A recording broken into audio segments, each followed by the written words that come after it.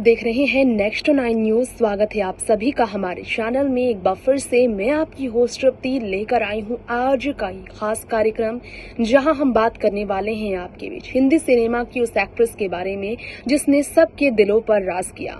उस एक्ट्रेस के बारे में हम बात कर रहे हैं जिन्होंने हर किसी को अपना बनाया अपनी एक्टिंग से, लेकिन आज वो हमारे बीच नहीं तो क्या, उनकी जिंदगी एक इंस्पिरेशन है। कैसे दुख दर्द को एक्ट्रेसेस झेलती आई हैं। इस ग्लैमर की दुनिया की कहानी कुछ ऐसी ही है दोस्तों। जो पर्दे पर दिखता है जरूरी नहीं कि असल में जिंदगी ऐसी ही हो। फेरी टेल की तरह कहानी नहीं होती है हर किसी की। पर्दे पर राजकुमारी वाली जिंदगी जीने वाली साधना शिवदसानी की कहानी काफी तकलीफ भरी थी। जी हाँ, बहुत ही ज्यादा बदनसीबी उनकी जिंदगी में एक वक्त आ गई थी और इसके बाद वो टूटती ही चली गई। बीमारी से लेकर पति के निधन तक, फिल्मी करियर को लेकर परेशान होने तक, फिल्मों में फ्लॉप होने के बाद पूरी तरह से अपने परिवार को टूटते देखना, संतान के सपने को टूटते देखना, साधना की जिंदगी कितनी दर्द भरी रही, जानिए इस खास रिपोर्ट के जरिए।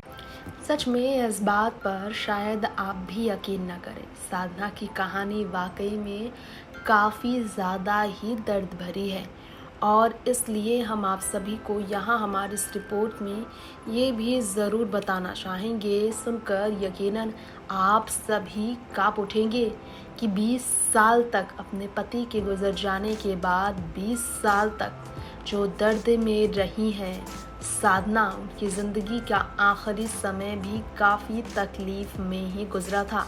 साधना की ज़िंदगी में उनकी संतान नहीं थी जो उनका ख्याल रख सके।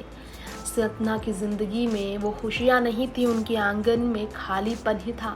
सिर्फ तन्हाइयाँ में ही उन्होंने अपनी ज़िंदगी हमेशा ही गुजारी।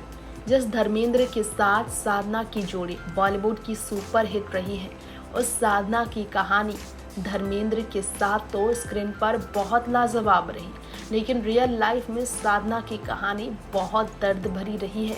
आज एक बार फिर से साधना के बारे में हम बात करेंगे। 60 के दशक की टॉप एक्ट्रेस साधना, जिनका पूरा नाम साधना शिवदासानी है और आप जानते ही हैं बबीता कपूर की रिश्ते में साधना हसन सिस्टर लगती हैं। 60 के दशक में लव इन शिमला फिल्म से बॉलीवुड में कदम रखने के बाद बतौर चाइल्ड आर्टिस्ट साधना ने काम की शुरुआत की। एक अदाकारा के तौर पर अदाओं से जलवा बिखेरने की शुरुआत की। ये वही साधना थी जिनके नाम पर साधना हेयर कट उस वक्त से आज तक मशहूर है। पहली फिल्म बनते बनते उनकी रह गई थी धर्मेंद्र के साथ। बहुत दिन बाद धर्मेंद्र के साथ इश्क पर जोर नहीं फिल्म भी की। R.K. नैयर ने साधना के बड़े माथे को देखकर उन्हें माथे पर बाल बिखेरने का आइडिया दिया था और साधना का हेयर कट तभी जाकर फेमस हो गया था। ये हेयर कट उनका बहुत फेमस हुआ, ये हम आपको आज बताना चाहेंगे। साधना R.K. नायर डायरेक्टर के साथ फिल्मों में काम करते करते इतनी उनकी दीवानी हुई, साल 1966 में उन्हीं से साधना ने शादी कर ली थी। साधना R.K. की लाइफ कुछ साल तो बहुत खुशहाल रही, लेकिन नैयर की फिल्में एक साथ जब फ्लॉप होने लगी, वो काफ़ी परेशान रहने लगे। साधना ने शादी के बाद फिल्मों से ब्रेक ले लिया था, अपने पति का ख्याल रखने वो लगी थी। साधना ने कर्ज को देखते हुए, जी हाँ, उन पर कर्ज को देखते हुए फिल्मों में फिर वापसी भी करनी शुरू कर दी थी, क्योंकि पैसे की उन्हें ज़रूरत थी। उन्हें उनकी माँ और बहन के रोल भी ऑफ़र होने लगे। तभी वो फिल्मों का रोल करने से छोड़ने लगी, फिल्मों से दूर होने लगी, क्योंकि वो एक माँ और एक बहन का रोल प्ले नहीं करना चाहती थी। वो लीड एक्ट्रेस थी और लीड एक्ट्रेस के तौर पर ही राज हमेशा करना चाहती थी। ऐसे में जब वो फिल्में नहीं कर रही थी, उनके पति पर बहुत कर्ज आया। दोनों की लाइफ के दुख भरे दिन तभी शुरू हो गए थे। संतान भी नहीं था, संतान की प्लानिंग भी ये नहीं कर पाए थे। बिना औलाद के ही आखिरी समय तक तड़पती रही थी साधना।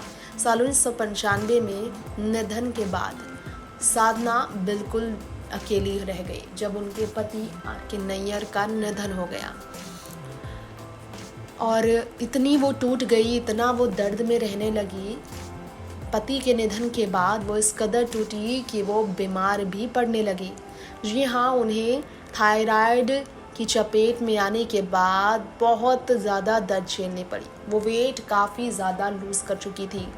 पहले जैसा उनका चेहरा खूबसूरत नहीं था। बीमारी साफ उनके चेहरे पर झलकने लगी थी। आंखों में भी परेशानियां उनकी बढ़ने चली गई थी। और ऐसा वक्त भी आया जब उन्होंने पब्लिक इवेंट्स, फंक्शंस में जाना, फ़ोटो तक खिंचवाना बंद कर दिया। अंतिम दिनों में साधना गुमनामी की ज़िंदगी पूरी तरह से जीने लग गई थी। साधना की अपनी संतान भी ऐसी नहीं थी जिसके सहारे वो अपनी ज़िंदगी आखिरी समय में गुजारती और पति की याद के गम को भुला पाती। ना ही कोई रिश्तेदार उनके बुढ़ापे समय में उनके साथ रहा करता था। सेहत इतनी बिगड़ने लगी, कानूनी कामों में इतना वो उलझ गई कि उनके बस में नहीं था कि वो खुद को संभाल सके। फिल्म इंडस्ट्री के लोगों से उन्हें मदद भी मांगनी पड़ी थी, लेकिन उस तरह की मदद उन्हें नहीं मिली थी जिस तरह की मदद की वो उम्मीद लगाए बैठी थी।